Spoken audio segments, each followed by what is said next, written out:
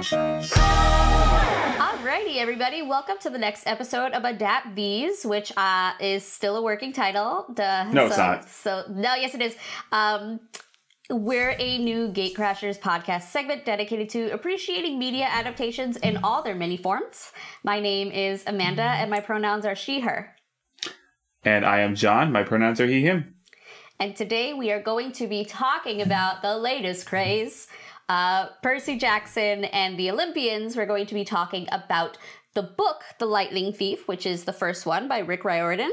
We're going to be talking about Percy Jackson and the Olympians, The Lightning Thief movie from 2010, which was directed by Chris Columbus. And we're going to be talking about Percy Jackson and the Olympians, the very first season from the Disney Plus series. Alrighty, so John, I kind of want you to start and just sort of talk about why do you love this property? Like what really drew you into it? Yeah, right. Sure. So when Amanda was pitching the idea of this segment season to me, I was like, Percy Jackson. Percy Jackson, that is immediate. That is day one. I don't shut up about it. Essentially what I like about it is it's the way it presents Greek mythology in such a fun, different light. Like, again, we're just covering the first book here, but I've read all of them, minus the Trials of Apollo series and the couple of spin-off series as well. They take the Greek myths and they make them not only really educational and fun, but also put an interesting new spin on it and make it kind of funny in the same way too. Mm-hmm. Like, my girlfriend's reading the book right now for her first time, because I, again, don't shut up about it. So she's been again, it took her a minute, but now we got past a certain capture the flag battle. It's starting to pick up for her. Yeah. And I was like, guys, that's probably that's the kicking off point. If you're not in by that point, I don't know what to tell you. That's kind of the landmark where it's like, if you're not invested by the time you get to capture the flag, sorry, bro. I don't know. If you're not hyped by the time you hear Chiron Brunner, Mr. Brunner himself, say, "Hail Perseus Jackson, son of the sea god," I don't know what to tell you. I don't actually remember how or why I got into Percy Jackson. I do remember very vividly that I had to have read the book at some point when I was an actual child, but I could not tell you if I did. So I got it at a book fair in 7th grade. I was 12. And I got it, and the copy I got was like, oh, this seems cool. Sure, let's grab this. I grabbed it.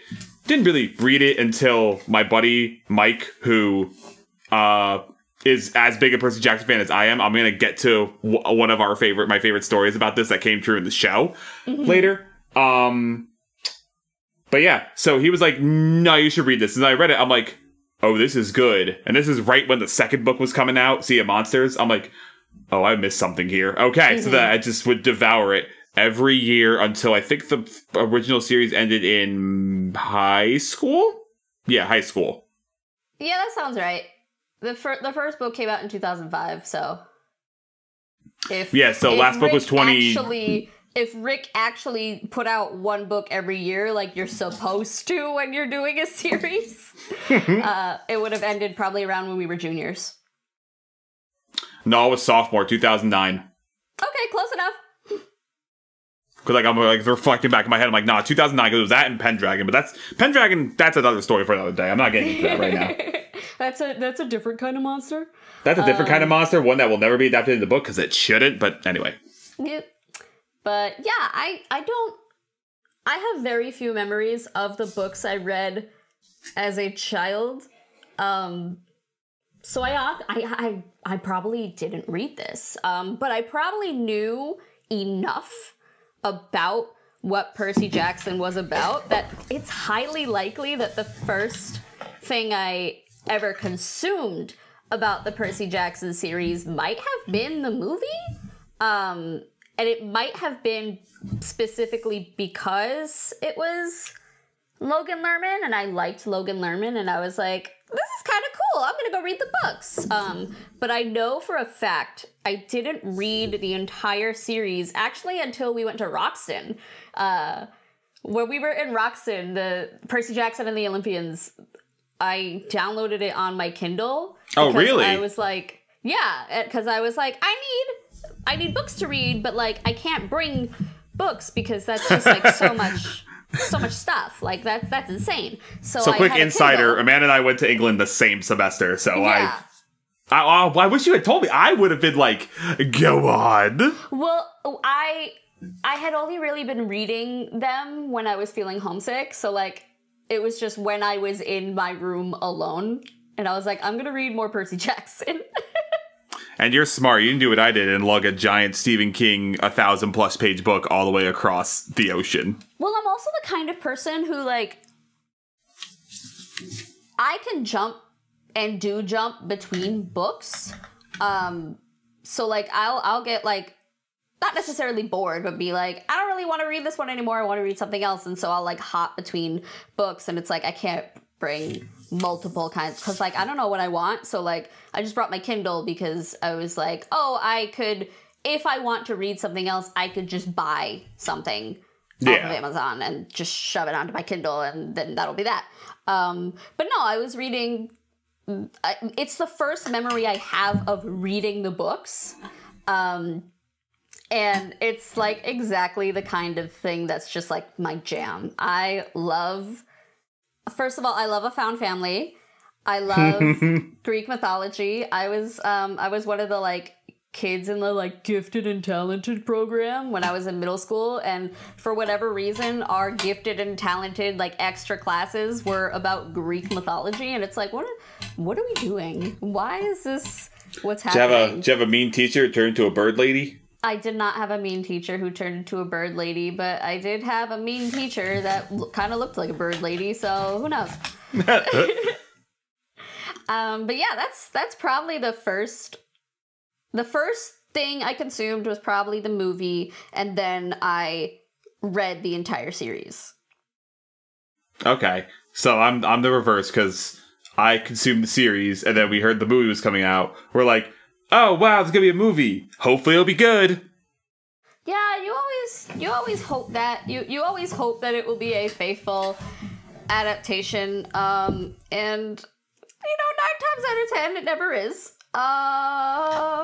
Took me 13 years before they got it right for me. Yeah, but they did eventually get it right. So before we dive into like more about the series and more about the Disney Plus series specifically, I think we should note that it's like, y'all are gonna have some spoilers in here because... Spoilers for a 19-year-old book, just saying. The book is 19 years old. We're not gonna go too in-depth into like what the differences are between the book and the series, so like if you're really adamant about like please don't spoil me for like the Disney Plus series, I think you're fine. The Disney Plus series, just quick, it's pretty close to the book, I would say. It is pretty close, but I do think that they have some really cool like differences. Yeah. But before we dive into that, I think we should maybe talk about Uncle Rick and like just sort of the history. Rick. Yeah. Saw that man at Comic-Con at the Percy Jackson show panel right after the writer's strike ended. I was so happy he was there. I love Uncle Rick. So, author Rick Riordan, so he was a Greek mythology middle school teacher for years at this point. He was my gifted and talented teacher. No, he wasn't, but he could have been. His son had ADHD and dyslexia, which, if you know the Percy character, same thing. So his son had been studying Greek mythology in the 2nd grade and asked, for bedtime stories. His dad came up with Greek myths just to kind of help him go to bed.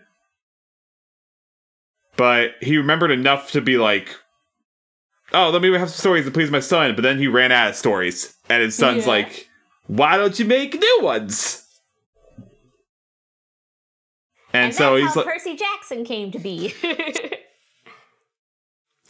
Thank you, son. Yeah. I mean, you could Google that.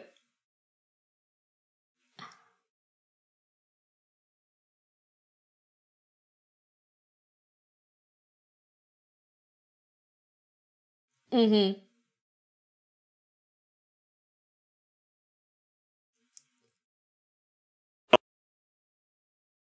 Senses and hardwired to read ancient Greek rather than English. And then after he told the story to his son was like, you should write a book based on the adventures. And here we are. And now there's a zillion of them, and he has his whole ass imprint with Disney. No, he has a whole ass imprint with Disney. He's got a whole ass production studio. Because we were supposed to get an Egypt one at Netflix, but that's not happening anymore. Well, life is long. And yeah, so pretty much like he took his before he gave his manuscript to his agent and editor to review. He also gave it to a bunch of middle schoolers to read and was like, just tell me what you think. Which is the smartest idea you could do. It is, honestly, because that's a middle schooler is going to tell you if you suck. And then I guess his agent picked up. He got rejected so many times. An agent picked up the manuscript, like the premise. The book was sold to Miramax Books at the time for first printing. That is now gone, obviously, because who was running Miramax at the time weren't there anymore.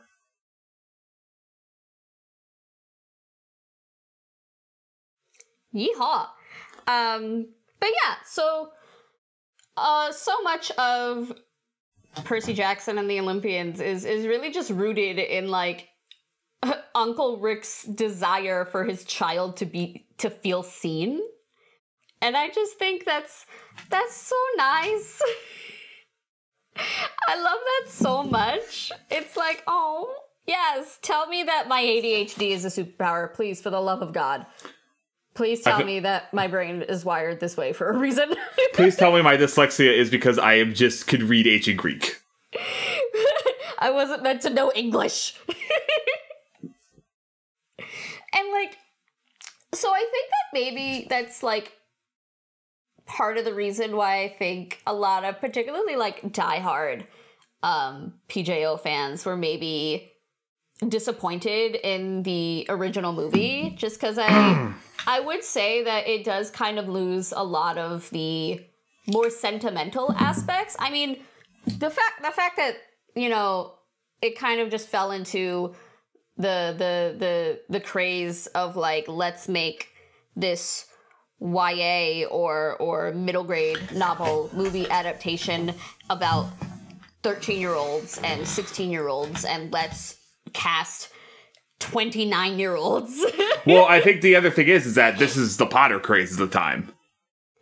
But like, that doesn't make sense though. You can't really blame it on Harry Potter because Harry Potter and Percy Jackson, without getting into Harry Potter, we're not here to talk about that, and that's another, here to talk about that. John, I'm trying to have a conversation with you about how like you can't really blame it on the Harry Potter movies because they did it right. They cast 11-year-olds to play 11-year-olds. Oh, no, I'm not talking about at the time, like, I'm not blaming it on the movies. I'm just saying it's more studios trying to find the next Harry Potter. Which is stupid to then be like, we're trying to find the next Harry Potter. Let's do it completely wrong. Which happened a lot. Let's not follow the model at all. Because I just remember this was another one. You had, like, what, Cirque du Freak was the same time. The Golden Compass movie. The Secret of the Dark is Rising. The Narnia, I think, was trying, but more Lord of the Rings. Spiderwick Chronicles. Yeah, they just... I think a major... I agree with you, it's dumb. Yeah, I just think a major detriment to this movie was that they kind of just took a lot of the sentimentality that was already existent in the series and kind of didn't really do anything with it. And I think they leaned more into, like, the action and the, like, kind of teen comedy aspect of it. Mm-hmm. And, like, I do find it to be a entertaining movie. Do I think it is a accurate representation of Percy Jackson and the Lightning Thief? No. I do not. I will say, I can see it where if you had never read the books before and you watch the movie, I could see someone being like, that was really good. Yeah. Yeah, I do think, like, for what it is, just, like, if we divorce it completely from what it's supposed to be, it was entertaining. I enjoyed it. I think about the fact that Logan Lerman as Percy defeated Medusa with a iPod Touch every day. Listen, my favorite reference, well, that was what was in the book too, and I appreciate that, but I also appreciate that the book references Hilary Duff's So Yesterday. It's just, there's so many gems. So many mid-2000s, early 2010s ass references in these books. Listen, mid-2000s and 2010s movies were a different beast. And I think that's why I can forgive it a little bit, because I'm like, you came out in 2010. There was nothing you could do. Like the Lotus Casino. What's the song we're going to put in? Let's put in Poker Face, ladies and gentlemen. It's so funny. But yeah, like, hey, listen. I watched that movie and it made me go, oh yeah, these books. Let me go. And granted, it took me a little while because that's just how I am. Like, it takes me a while. I either get into something like fully immediately, or it takes me like a couple years to do it. Like, even Harry Potter. I don't think I started reading Harry Potter until the third book came out. That's fair. I was probably first movie was when I did. Well, because my big fear in life is starting a book series and like people not finishing it, or starting a TV show and Netflix canceling it. So I do tend to come late to a thing because I'm like, no, you're gonna get me invested and then you're gonna cancel it. And I feel like a lot of people are like, but that's counterproductive because then like it doesn't get the numbers. And I have to be like, listen, even when it does get the numbers, bitches cancel things. Or take things off for tax writing purposes. I'm looking at you, Warner Brothers, Zaslav. So I maintain that I will continue to come late to things. That is fair. Then I can also decide if the internet doesn't like the way it ends, I can then go, okay, I'm gonna cross that off my list. I walked into this as a happy little oops. Oopsie. That's what I'm calling it. But of course, now that the Disney Plus series is happening, I'm all in, because first of all, I have a finished product. I have the books. It's fine. If Disney goes crazy like they always do and goes, actually, you know what? We're not going to adapt the rest of the books. Am I going to be mad? Fuck yeah, I am. I'm going to be furious. Give Walker his shows. But I love them. I love them so much. I love those kids.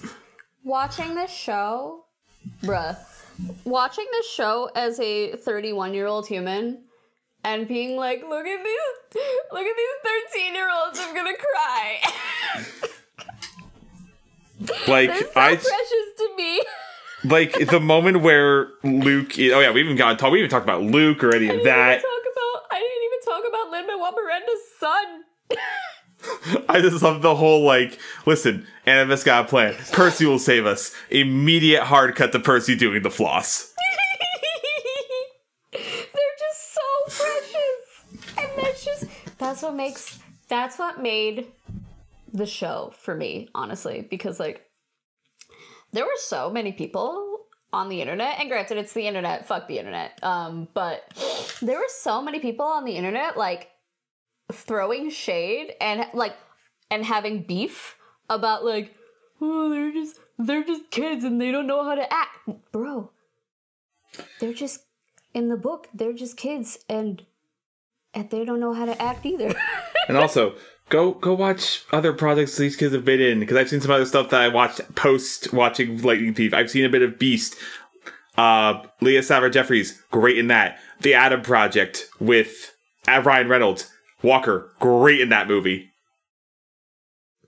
I have not seen much in Arians. I do apologize about that, so.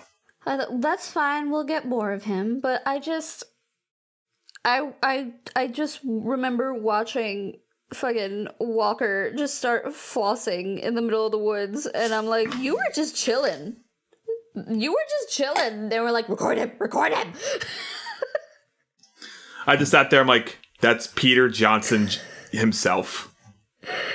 I love you. I love you, Perseus Jackson. Peter Johnson is here. Oh my god. They're so precious to me. And I think that's like something that this series really needed. To just like, they cast those three and they could have done literally anything with those three. And I would have been like, you have gold, it's gold. It's done. You need to do nothing else. Well, I think what helps in that is that you had Rick involved in a more creative capacity this time. Mm-hmm. Yeah. Like, oh my god, did I tell you his wife follows me on Twitter? That's incredible. I think apparently Rick does not use social media often, which... He doesn't, it's mostly his wife. It's mostly his wife. His wife is the one that, like, is the mouthpiece, essentially. Yeah, she followed me on Twitter a couple years ago, and I was like, is this a bit? Is this a bot? Who are you? And then I, like, went down a rabbit hole, and I was like, guys, Rick Riordan's wife actually follows me on Twitter. Yeah, I know she's involved heavily in like the day-to-day with her with her husband's business. I love them. They're so fun. But like, yeah, so obviously Rick was not the biggest fan of the original movie for good reason. That and the sequel, which we're not talking about, but he is literally came out and leaked those emails onto his website. You could find them for public consumption. Yeah. Oh, I think my biggest beef with the sequel, though, is that they dyed Annabeth's hair. And I was like, why did you do that?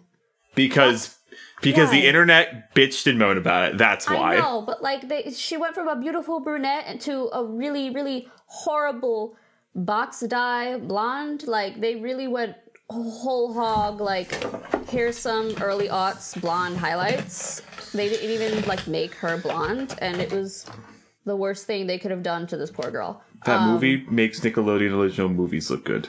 Yeah, I don't really remember much about the... I just remember there was a Sea of Fall Out Boy Monsters. song, and I was mad because I'm like, that's not the right way to use a Fall Out Boy song. Oh, that was during the obstacle course where he gets Yeah. fucked up. Yeah, that was hilarious. I did enjoy that. But again, my biggest... I remember that and the fact that Annabeth had a terrible dye job. And that's really all I remember from the second movie. That's all you need to remember. But yeah. I will give the first movie this, and I think having a director as experienced as Chris Columbus helps. It made it a solid film. Not only that, it looked like a movie. Yeah. It like looked like, okay, these are sets I could buy. These are sets I could believe. Again, I don't like the story, but I could buy visually what I am looking at. Yeah, and like so much of what happens to Percy kind of hinges on you believing that the visuals are happening. So, yeah, like I said, divorced from the book, it is a solid 6 out of 10. I am entertained. Thank you for your time. But yeah, looking at it, I mean, again, I don't get why. Again, still, it was the weird, even 30-year-olds being cast. I think Alexandra Daddario was 30 when she played Annabeth. Yeah. I mean, it also doesn't help that now in 2024 that we have the Disney Plus series that you can go back to the movie and be like, oh no. Oh dear. Because like having that extra comparison certainly doesn't help. No, it does not. It I will say with the movies and the show, the one thing it has in common is they get really good actors for your gods. Right? Like, okay. You got Sean Bean in the movie and he doesn't die for once. Oh my god, that's like one of like, I don't know, like 2 movies where he doesn't die. 3. Jupiter Ascending and National Treasure are the other 2. 4, Walter Mitty. Oh, you're right. Welcome to the Sean Bean Doesn't Die podcast. Thanks for being with us. But you have that. You get Nathan Fillion. That's the sequel. But still. But still. He exists. You get one half of CSI New York as Athena. You get Pierce Brosnan. Ugh. Happy St. Patrick's Day. You get Pierce Brosnan. Happy St. Patrick's Day to that Irish man. At the time of recording, it is St. Patrick's Day. That's why. Yeah. But then we have in this series, your boy, my idol, my boy, king of my heart, Lin-Manuel Miranda, who too many people on the internet were absolutely clowning him. And they're like, what do you mean he's Hermes? He doesn't have Riz. And I'm like, have you looked at his wife? Have you? I think the other thing is that they were all like, is Lin-Manuel Miranda going to burst into a rap song as Hermes? I would have enjoyed that. Thanks.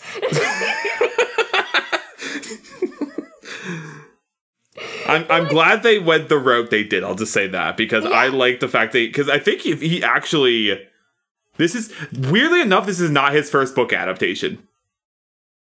He was in the Golden Compass series on Max HBO. Yes, yeah, on Max. Technically, Hamilton is also a book adaptation. I meant like a series, like a fantasy series. Technically, Hamilton. Do you think Hamilton's technically a fantasy? I mean, if you consider all of the artistic liberties he took, yes, technically. Yes. Hamilton and Jefferson got into rap battles, actually. Yeah, in real life. But no, so many people on the internet were like, but Hermes is supposed to have like so many kids and Lin-Manuel Miranda doesn't have any Riz. And I'm just like, have you looked at Lin-Manuel Miranda's wife? Yeah, even I'm like... Vanessa? That man took all of his theater kid charisma and he said, I'm gonna bag the hottest woman on the planet who is also a fucking lawyer and a scientist. She's smart as shit. Like, I'm so sorry that you don't want to admit it to yourself, but unfortunately, goofy theater kids have Riz. Sorry. And what is Hermes if not a goofy little guy with a very important job? I will say, what I did like, and I'm gonna get through the other cast, but I did want to address something with what Lin-Manuel does. The gods are bad parents. Oh, yeah. And I love they addressed this early on, because this is a thing throughout the books where they're like, hey, maybe the gods aren't so great after all. Maybe they suck a little bit. Maybe they're kind of bad parents and they should kind of be there more for the kids. In fact, spoiler, that's a sticking point in that final book. Yeah.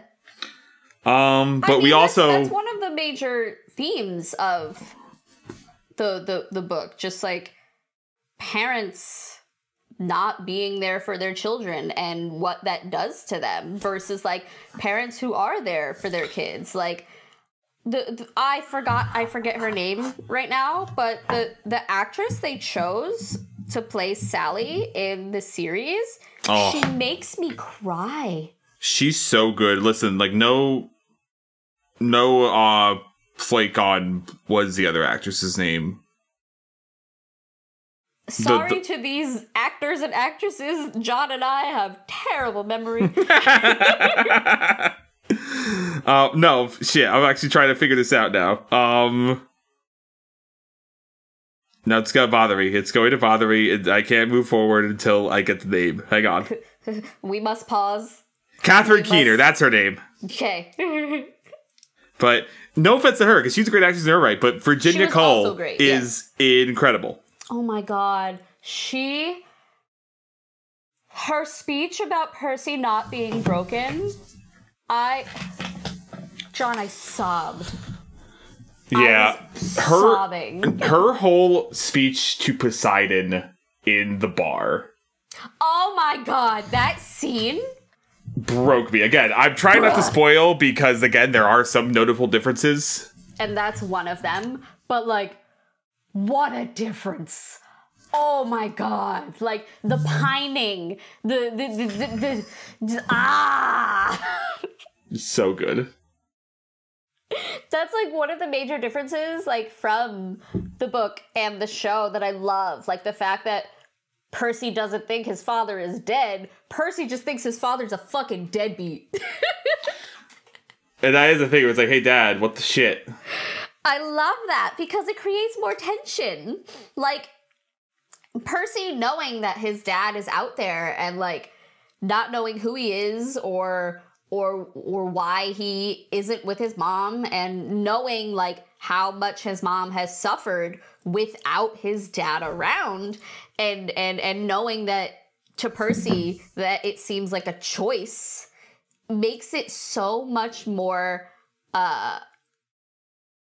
tense when they do actually eventually end up meeting, and it makes all of the situations where Percy is like, why won't my father fucking acknowledge me, so much sadder. But then you get the moment where Poseidon steps in, because the late great Lance Reddick in his final film or final TV role as Zeus. If I would have been so excited if this was what the taste of what was to come had he still been on the round. I was so excited about that casting and like to see him do it. It was so good. Like the moment he has where he speaks in Greek with Poseidon, like, give me more of this. But we can't. Very sadly. And I was very, like, it was bittersweet seeing that final scene. Yeah. Oh my god. Dionysus.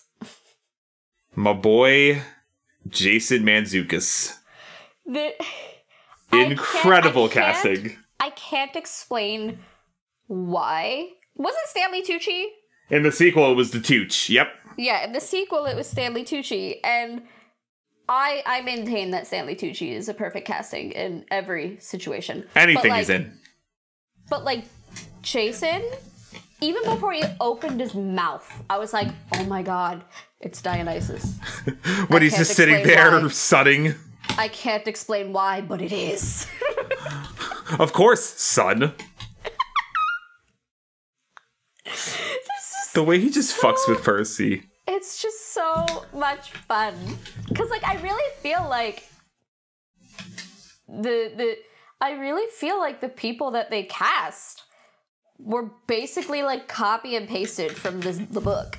Pretty much, yeah. I mean, the personalities are perfect. Including, okay, I need to get to this next one. I know we're jumping around like lunatics, but I need to state something here. So we only jump around like lunatics. You know how we are. When we first read the books back in 2005, me and my buddy Mike, we had done fan casting, and we were like, all right, who should play him in a movie, whatever. And this was like 2005. We were like, all right, let's pick people from all the things we like, actors, movies, whatever, and wrestlers. Oh my god, oh my god, oh my god. Hold on. We had Edge's name down as Ares for 18 years. And so when we found out he was casted, mind you, we are 30-year-old grown-ass adults. We're texting each other. We're like, oh my god, oh my god, oh my god, they're doing it. Oh my god, they're doing it. Go play the lottery. Like, as soon as I saw that, I felt some beautiful sense of vindication. I remember when he came on screen, and he looked significantly different to me than he did in the show than he did just as a wrestler.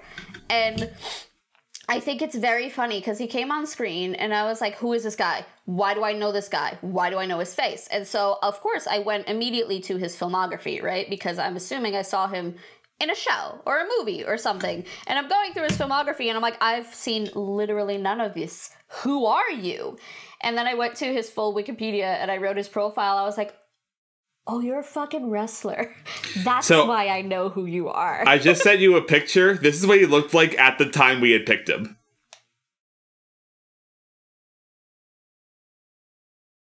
Oh my god.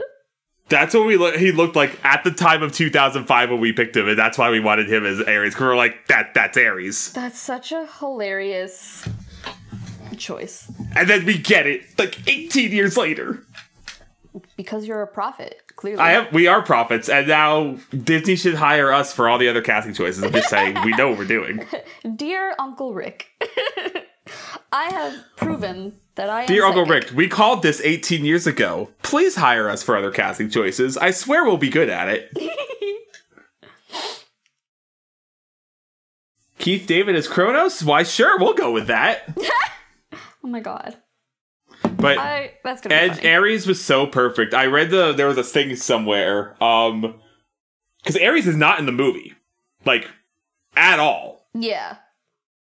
That's a big thing they take away, is that they make the pearls, which are only in the end, the main crux of the movie. Mm-hmm.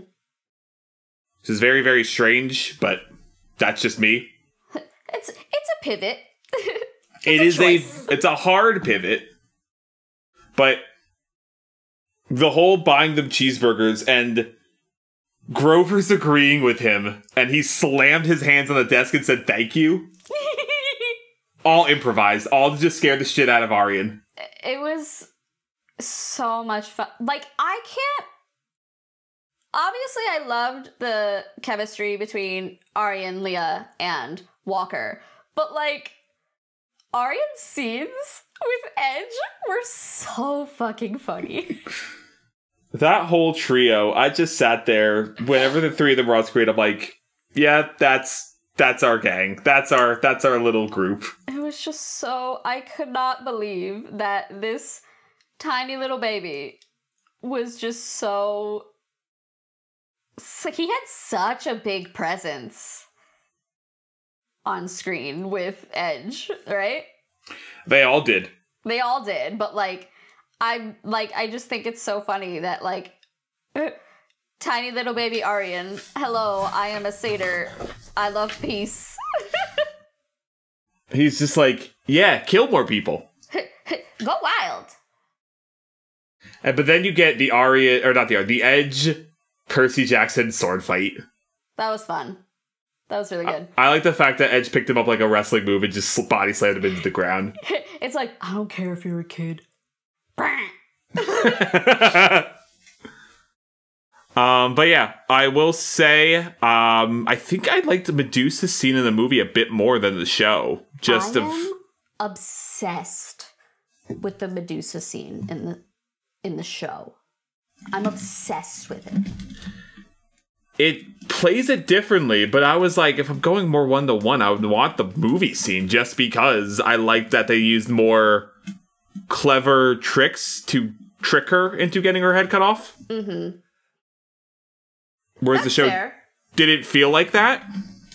That's fair. I think one of the things that I loved about the scene in the show is that they made her a more empathetic character. Mm-hmm. And I think it was necessary for the person that they cast. Oh, yeah. Because I think if they had gone, full book scene with the woman that they cast to be Medusa, it would have read poorly, I think. Especially because, she is a woman of color who is basically, with the whole mythology behind Medusa and how it's intertwined with Athena and by extension Annabeth. I think they had to do something because so much of Medusa's character, they ended up kind of paralleling her to Annabeth. And with Annabeth being a young black girl, I think the change was very necessary and I think it plays very well. I do think that it probably, it's probably just another nail in the coffin for a lot of people who were like, but there's not as much action. The action lasts 5 seconds. And it's I'm so sorry. These are actual 12-year-olds. Yeah, IRL. It's not. Well, I don't know, Walker has sprouted like a weed since that first season came out. That was so fucking funny though, because you know, obviously we are old enough to know at this point that like movies and TV shows don't get filmed in order. No, it takes a couple of years for stuff to get made. You have Walker and Leah like being the same height in some scenes, and then you have Walker in a different scene and he's like 6 inches taller than her. Because puberty said hello. Like when oh my god, I just saw like some like posts, like the show was still coming out and like they're all doing their promotional rounds. I was like, that kid fucking sprouted. He's my so god, fucking tall and gangly. It's so funny now. It's my favorite thing. See, boys going through puberty is my favorite thing because it's so fucking funny. like address the voice drop next season. They just get so tall. It's like, and their voices get so deep, but they're still like, I am just a baby. it's like Daniel Radcliffe. First movie, he's fine, whatever. Then the second movie, hello. It's so funny. But anyway, now I'm looking at this one picture of fucking Walker being like half a head taller than Leah, and then scrolling to the next picture and it's like, hello, I'm a baby again. He's just, oh my god, you look at it now, like I just found a side by side of like when he first got cast versus the premiere, and it's like night and fucking day. Listen, that's the funny part about casting children to be children, because then it's like, y'all gotta pick up the pace, bro.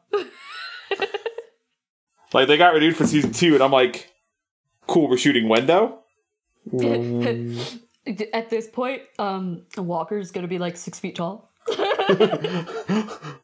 Walker's gonna be able to play basketball. He's not gonna be able to duck into tiny spaces because Walker's gonna be taller than literally everybody. Walker's gonna be taller than Uncle Rick. Oh my god, wait. But the best change. The Tunnel of Love. Oh, what was the song they put in? Because they made a comment about it in the show, and I was Baby, don't hurt me. Incredible. Oh, wait, that's where you get my boy, Detective Lassie from Psych. Yes. Bringing it back to St. Patty's Day, the evil leprechaun and Luck of the Irish, the DCOM original movie. Bruh. That song started, I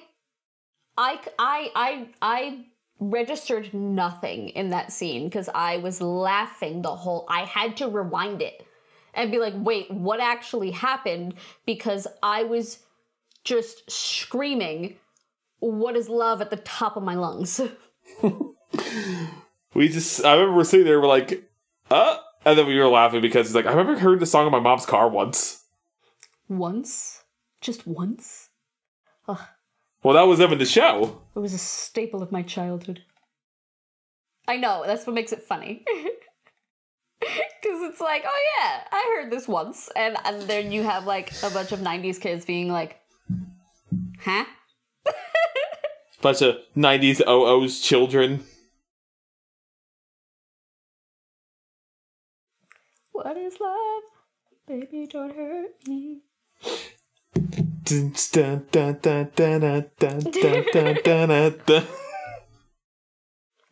like, even with all of even with all of the things that I think it did like very, very well, I do think that there are definitely some parts that I like miss a little bit.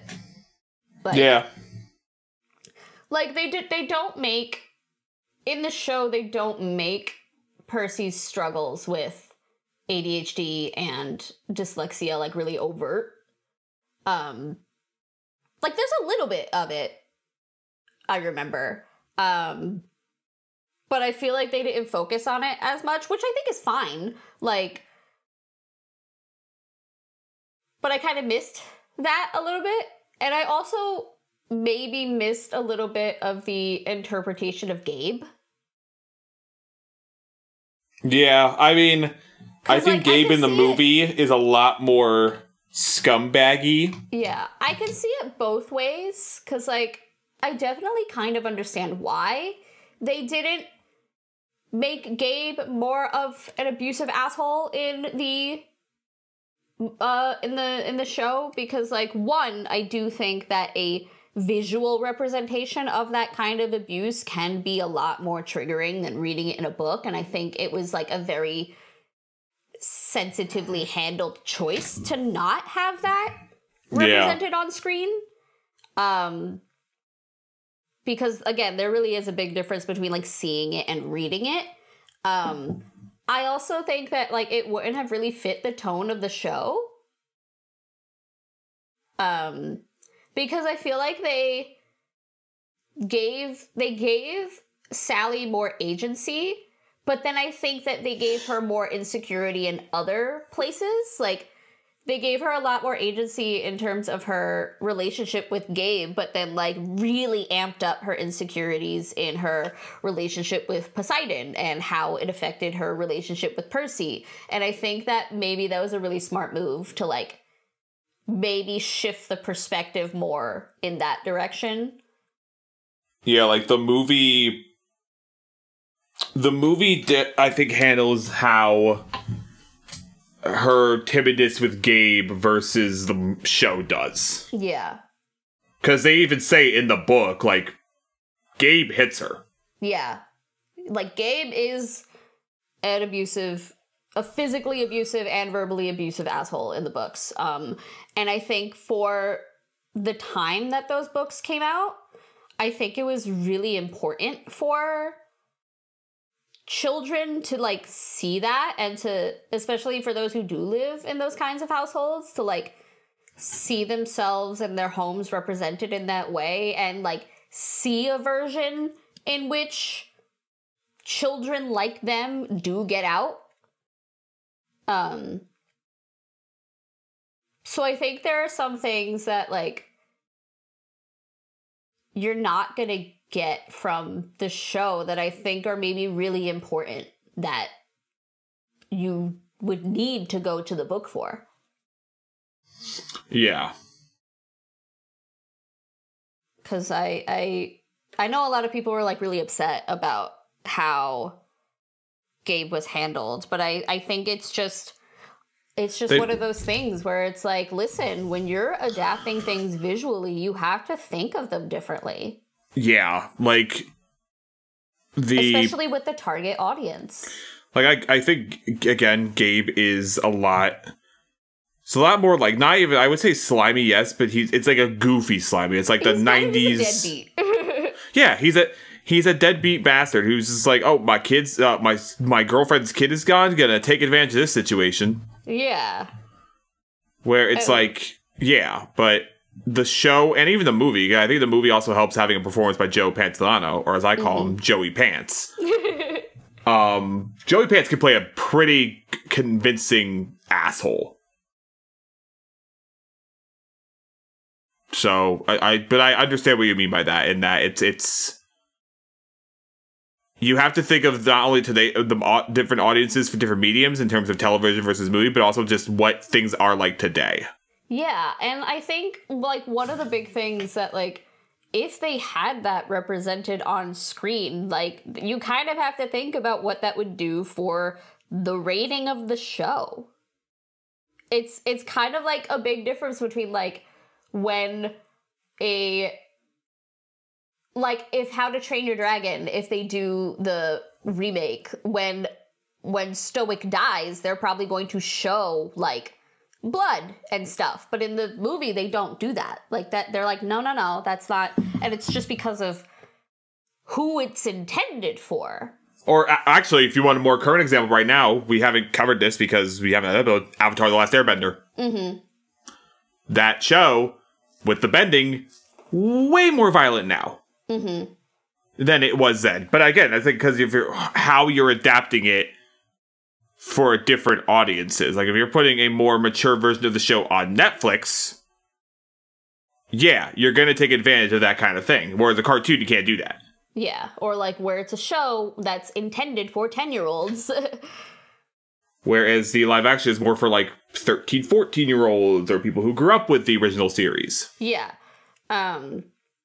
So I enjoyed the change because I am the kind of human who like prefers things to be like slightly more lighthearted and fun in that way.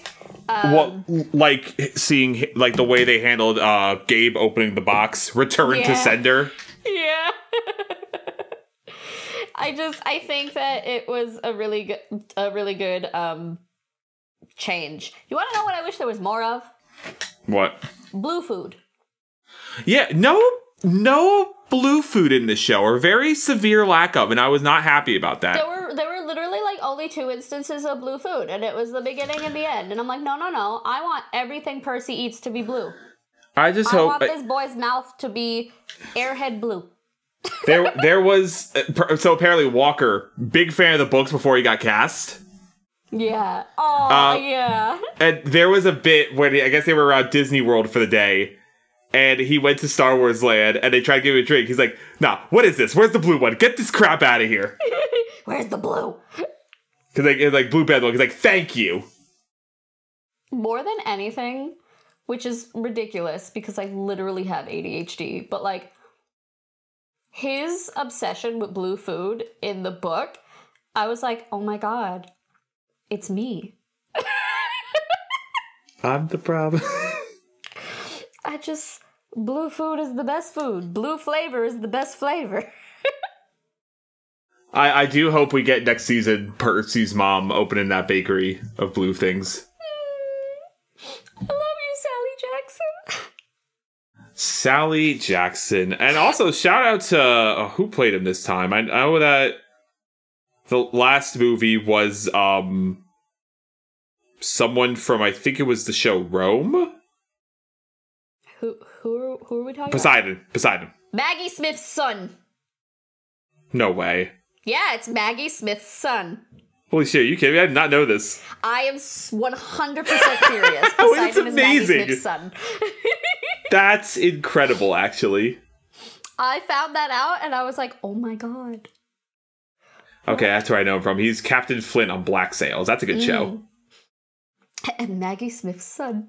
I think the last time was, we haven't talked about Hades in this show versus the movie. Oh, yeah. Hades, just a guy, whereas in the movie it's Steve Coogan. And a very, very hot for Grover, Rosario Dawson as Persephone. So interesting. Every once in a while, I think I dreamed that. Like, every once in a while, I'm like, there's no way Rosario Dawson was actually in this movie as Persephone. And then I have to look it up and be like, no, she was. Yep, I remember watching that, and I was just like, huh. So we're gonna do that, because Grover's like, I'm gonna stay here and protect y'all. I would also stay there and protect Rosario Dawson.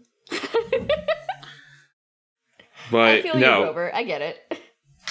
I liked the way the underworld looked. What do you think is better, the show or the movie, in terms of the way some of the set design worked here? I think I'm kind of half and half. Because, like, there are some bits that I think I liked more in the movie, maybe because they leaned more into the fantastical. Like, yeah, I feel like they made it a little more, like, big and flashy, whereas what I like about the show, but what makes it a little less big and flashy, is that they leaned more into practical. Yeah, like sometimes they leaned more into practical sets and practical effects, and like, even though a lot of the sets that they made were like literally made in a studio, they still leaned more practical in their visuals. Because I remember, like, I sat there and I'm like, sometimes this looks pretty good. Sometimes it definitely looks like we're shooting on the volume. Yeah. And I just think that's like, I don't get super nitpicky, really, when it comes to, like, special effects and visuals and stuff, because I just think it really is just, like, what resources do you have and what are you going to spend what are you going to decide to spend your money on? And, like, overall, I think I would prefer them spend their money on, like, a good script and good actors and, like, subpar visuals. I'm like, that's fine. I can use my imagination. We're good. But I do think every once in a while I'm like, I wanted that to be bigger, please. Yeah, like... I want you to be fancy and flashy. You want to be big, like, do stuff and have fun. Yeah. But that's kind of where I am with it. Like, there are definitely some things that I like in the movie that I'm like, I kind of wish I could take that and put it in here. That's fair. That's fair. I was just like running through the show, like what else? Like Nancy Boba Fett. Trying to think of what else. Clarice. Oh my God, Clarice. That little girl that they cast. I love her. She's scary though. That's my favorite thing about her, because, like, Walker is like, I didn't think she was gonna scream that loud, and I was genuinely scared. And then he's like, when we're not filming, she's the nicest person I've ever met.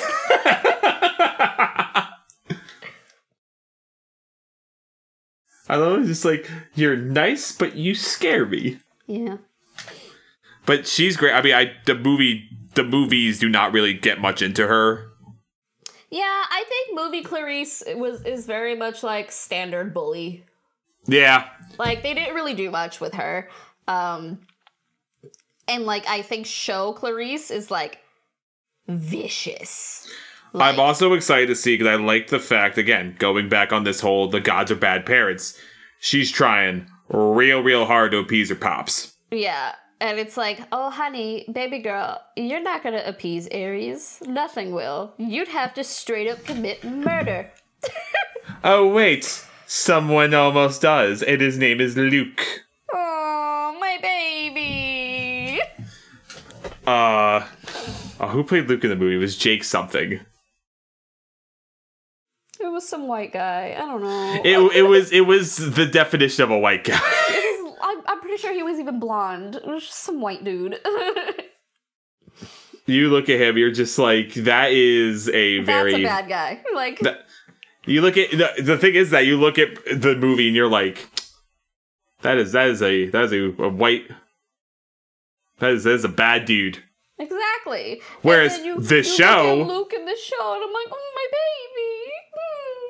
Like his whole scene at the end where he's like, you weren't supposed to give him the Grover. Protect him. Like, I have never felt conflicted about Luke, ever. Even in the books, I didn't feel conflicted about Luke. But they put this child on screen, and I was like, oh no. Yeah, as soon as I saw how nice and calm and relaxed he is, I'm like, oh, this is gonna hurt. You're just doing your best. And then, like, Annabeth hears him. Oh, that hurts so much. I'm like, oh, child. Child, no. I love you, Luke. I'm sorry. You deserve better. I'll fight Lin-Manuel Miranda for you. I'll fight your dad. I'll fight your dad. It's fine. I'll fight your dad, but then I'll, maybe I'll sing songs with him and show tunes. Yeah, I'll do both of those things. But, like, I don't know. I feel like if I were to sit down and you were to ask me, like, hey, do you prefer the book, the movie, or the show? I think I am having a very difficult time choosing between the book and the show. Yeah. And usually it's pretty cut and dry for me. Like, I'm usually like, no, movie. Sorry, I'm a visual human being, and Usually I would pick book, but in the case of Holes, which you and I did last time, I picked movie because of the way it's told it visually. I'm a visual human being, and so any good or enjoyable adaptation of a book that I love, I'm like, I'm so sorry, I'm not going to reread the book when the movie or the show is right here, because that's just an easier experience for me. But I think it just depends on the time of day, like when you ask me, because there are definitely some things about the show where I'm like, I'm not going to get this in the book. I'm not going to get these three little Muppets being adorable. Or you're not going to get Sally Jackson and the Stormbringer, the god of the seas, chit-chatting in a bar. I'm not going to get Sally Jackson telling me that I'm not broken. So yeah, I think I'm very hard where I'm like, I think the book just edges out for me just because of how it began everything for me. Yeah. The show is right underneath it. Like, I am talking like an inch between them. Yeah, like and then you hit the enter button repeatedly, and then it's the movie. Yeah, I truly do think that it would just depend on the day that you ask me, like which one I prefer, the book or the show. I think right now, in this day and time, I think I prefer the book, but that's only because I am going back and rereading them. And I gotta read the other series. Yeah, well, I'm going back and rereading them, and I'm trying to at least do the ones that correspond with Percy. So, like, Percy and the Olympians, Heroes of Olympus, and then Trials of Apollo. I will say, from what I know of Trials of Apollo, he's only in, like, the first book. Yeah, but it, like, corresponds to that. And then you have, well, now Rick said that he's making a new trilogy of books in the main canon Percy series. Yeah, so that's kind of where my brain is at right now. Like, which very I still much need like, to read, I am book today, but tomorrow, who knows? Could be show. Yeah. That's fair. I could easily see myself flip-flopping. I think right now it's book. I'm sure if I rewatch the first season before the season 2 comes out, I'll probably say show. Yeah, I just think that they both do such great jobs interpreting the material in different ways. Because, like, obviously, we're always going to think of the book as the OG because the book is the OG. Like, that is what this show is pulling from. But I think because of, like, the unique situation with the show and how involved Uncle Rick is in developing the show, it is always going to have a different flavor, because Rick Riordan in 2023 and Rick Riordan in 2005 are two very different people. And who he made the books for in 2005 is a different it's a different generation of people than who he's making the show for. Yeah. And then I think the other thing is because I think he's detailed his entire behind-the-scenes process of the show, talking about how it's a very different beast than making a book series. Yeah. And he said the reason why he's making these 3 new books is that he's like, was so inspired that he was just like, in order to promote the show, he's like, listen, I'll make 3 new books. It's fine. Yeah, I'll just go sit down. He also dedicated the first book to the 3 main actors. So I'm like, oh, Rick. Is that it's not Chalice of the Gods, is that? That is Chalice of the Gods, yep. Oh. That's the I'm first waiting for that to come out in paperback before I touch it, because all of my other Percy Jackson books are paperback. That's fair. I think it's out paperback now, but that is between end of book 5, beginning, or no. Sorry. It's technically considered book 6 of... It's book 6, but it's after Heroes of Olympus. He's going to college. Yes. Yeah. But the gods are like, hey, we know you, like, help save the world. You can't just get into college, sorry. Yeah, that's rude. Listen, it is a little rude. College is hard. College is hard. Percy out here gonna be rushing to a Greek fraternity, though. When they say Greek life, you know, he's like, I already lived it. That's gonna be so funny. not ashamed of that joke at all, but You shouldn't be ashamed of that joke because it's a good one. But I think that's where we stand, y'all. I think we're very much like team book today, maybe team show tomorrow. it's a little not as cut and dry as what Holes is. Holes I'm very much team movie because again, that movie's so well good and done. It's just so well done. But Whereas like this, just they both have something just so well done about each of them, and because they were made so far apart and like kind of just with different intent, they are like very different things. yes. But if you want to decide what team you're on, you can get the books pretty much anywhere you can get a book because it's Rick Riordan and these shits are never going out of print. Go to your local thrift store. Go to a used bookstore. You're gonna find them. Go to your local mom and pop bookshop. Go to an independent bookstore. Like, you're gonna find these bitches. Listen, these I think I've noticed because I just went to a book sale last week with my girlfriend. It's this, Potter, Twilight, 50 Shades of Grey. You will find these 4 series at any single book sale. Anywhere.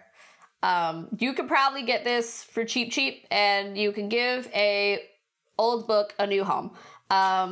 If you want to watch the show that's on Disney Plus, unfortunately, you will have to pay the mouse. And the movie is also on Disney Plus as well, both of them. You have to, unfortunately, pay the mouse. You will, unfortunately, have to support Bob Iger's salary. I'm sorry. Probably find the movie somewhere else, but then you still have to pay the mouse to see the show. Yeah, no, unless I put the show on Blu-ray, which, knowing Disney, they don't do that. Disney, please don't be fools. They hate me. Please don't be fools and write this off for tax purposes. I will find the mouse. I will find the mouse. I will go to Disney World. See, that's the other thing. They are not. I hope they're selling Camp Half-Blood shirts at Disney, because I swear to God. Oh, they probably are. I will buy that in a heartbeat. Make a whole part of Epcot that's a Greek pavilion, and it's all Percy Jackson themed. Let's see.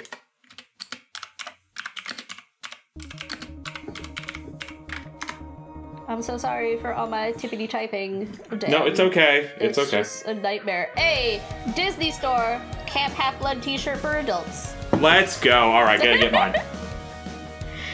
And it's apparently activate 18% cash back on Rakuten, if that's a thing. Hey! Not sponsored. Rakuten, sponsor me. Anyway, that's all. Bye. Bye.